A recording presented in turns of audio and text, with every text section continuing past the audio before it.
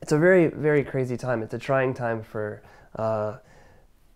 handguns in our country, and there's a lot of debate over it. A lot of people look at this and see like kind of an old revolver, and in many ways it was kind of tied to that. You know, what guns once were and what they are now is a much different thing. The Old West, I guess. Yeah, and the honeybee is an incredibly important species. I mean, we have our food source depends on it. Our pollination process depends on this insect, and it is a strong statement in many ways, but it's essentially saying, what does our culture value? You know, is it going to be the honeybee, or is it going to be these man-made items?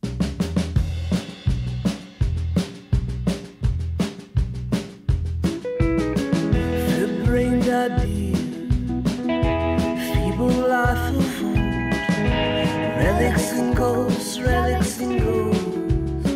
glory days of old. Balance has been the theme, I think, for us in a lot of things, in our work, music life, you know, in our just even in our relationship, and then the work that we do with music and with other people. And I think balance is the key to really being healthy. And that goes with a lot of things, you know.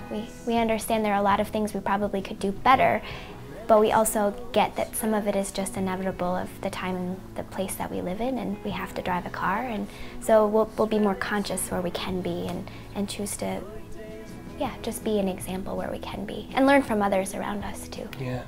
There's enough of that you versus me, us versus them mentality. That can be hard. It can be a hard line to walk. You know, you have these ideas and you have things you're passionate about, and even with our music, you know, ideas that you want to share, but you also don't want people to feel like they can't relate to you, or that we're somehow enemies, or that I'm on this hill and you're on that hill and we're just gonna never agree. And there may be a time and place for that sometimes, but Yeah. not living that daily, I think, is finding important. balance You know, with that. working with people that you don't have everything in common with can be huge. Relics and ghosts, relics and ghosts,